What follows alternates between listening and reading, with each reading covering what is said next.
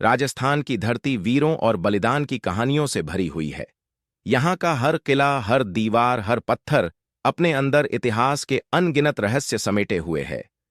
इन्हीं किलों में सबसे विशाल और गौरवशाली किला है चित्तौड़गढ़।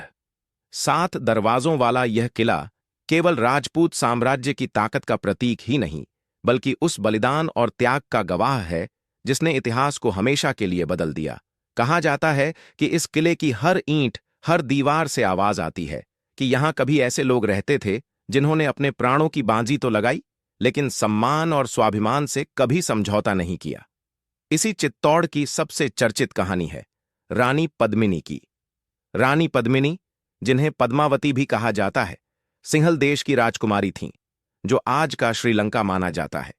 उनकी सुंदरता की चर्चा चारों ओर फैली हुई थी, लेकिन रानी केवल सुंदर ही नहीं थीं, बल्कि बुद्धिमान, साहसी और तेजस्वी भी थीं। उनका विवाह मेवाड़ के राजा रत्न सिंह से हुआ और वे चित्तौड़ की महारानी बनी। रानी पद्मिनी की कीर्ति इतनी फैली कि उनकी चर्चा दिल्ली तक पहुंच गई। दिल्ली का सुल्तान अलाउद्दीन खिलजी अपनी महत्वाकांक्षाओं के लिए जाना जाता था।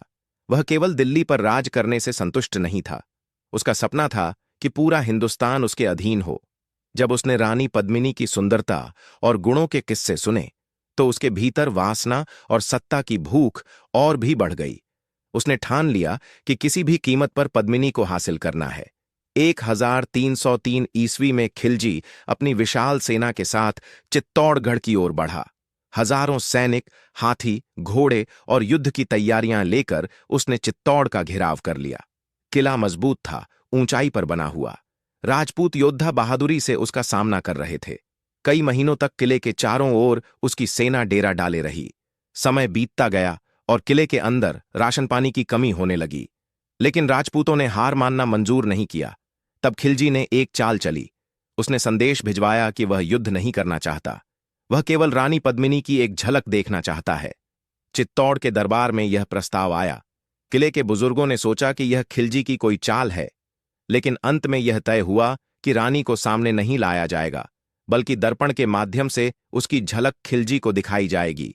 कहा जाता है कि रानी पद्मिनी महल की खिड़की पर खड़ी हुईं और उनकी परछाई एक बड़े दर्पण में दिखाई दी। खिलजी ने उस परछाई को देखा तो वो और भी दीवाना हो गया। अब वह किसी भी कीमत पर पद्मिनी को पाना चाहता था। उसने धोखे से राजा रत्न सिंह को कैद कर लिया और शर्त रखी, अगर रानी पद्मिनी मुझे मिल जाए तभी मैं राजा को रिहा करूंगा। चित्तौड़ में हलचल मच गई, लेकिन राजपूतों ने ठान लिया था कि वे किसी भी हालत में अपनी रानी को खिलजी के हाथों नहीं सौंपेंगे। रानी पद्मिनी ने भी स्पष्ट कह दिया कि सम्मान के साथ समझौता संभव नहीं। इसके बाद चित्तौड़ में अंतिम युद्ध की तैयारियां शुरू हुईं। महल में अग्निकुंड सजाए गए। हजारों राजपूत स्त्रियों ने रानी पद्मिनी के नेतृत्व में जौहर करने का निर्णय लिया। वे सब सजे धजे लाल वस्त्रों में अग्निकुंड की ओर बढ़ीं। उनके चेहरों पर भय नहीं, बल्कि दृढ़ निश्चय की छाप थी। उन्होंने अपने प्राणों का बलिदान देकर अपने सम्मान की रक्षा की। उधर पुरुष योद्धाओं ने केसरिया बांधा। उन्होंने अंतिम बार महल की दीवारों को प्रणाम किया और तलवारें हाथ में लीं। राजपूतों ने युद्धभूमि में उतरकर आखिरी सांस तक लड़ाई की। इसे साका कहा जाता है, जब पूरा नगर बलिदान के लिए युद्धभूमि में उतर जाता है। इतिहास बताता है कि चित्तौड़ पर खिलजी का कब्जा तो हो गया, लेकिन उसकी तमाम कोशिशों के बावजूद वह रानी पद्मिनी को कभी न पा सका। वह केवल राख और वीरता की कहानियां अपने पीछे छोड़ सका। चित्तौड़गढ़ का किला आज भी खड़ा है। उसकी दीवारें, उसके दरवाजे, उसके खंडहर मानो उन आवाजों को दोहराते हैं, सम्मान जीवन से बड़ा है और बलिदान ही सच्ची विजय है।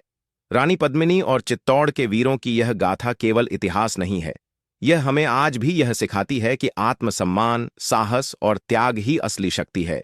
और यही कारण है कि चित्तौड़गढ़ आज भी केवल एक किला नहीं, बल्कि बलिदान का प्रतीक माना जाता है। जब कभी भी आप चित्तौड़गढ़ जाएं और उस किले की विशाल दीवारों को देखें, तो याद रखिएगा कि यह सिर्फ पत्थरों का ढेर नहीं, बल्कि उन वीरों की अमर कहानी है जिन्होंने दुनिया को दिखा दिया कि सम्मान के लिए दिया गया बलिदान ही सबसे बड़ा इतिहास रचता है। रानी पद्मिनी की वीर गाथा आपको कैसी लगी, कमेंट में बताइए। और ऐसे ही इतिहास के रहस्यों के लिए प्राचीन पथ को सब्सक्राइब करें।